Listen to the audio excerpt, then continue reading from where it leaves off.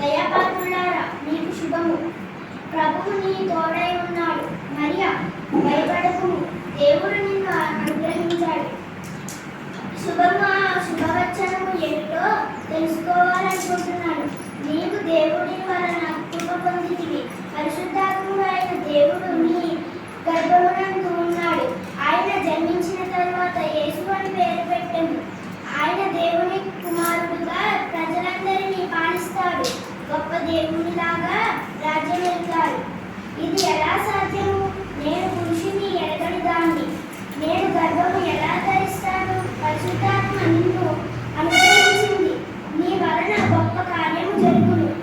దేవుని చిత్తము ఈ శుభకార్యము జరుగునుగాక. ఆయన దావీదు కుమారుడైన యేసప్పుని భార్యైన మరియను చేర్చుకొనకు భయపడుకుము. ఆమె గర్భము ధరించినది.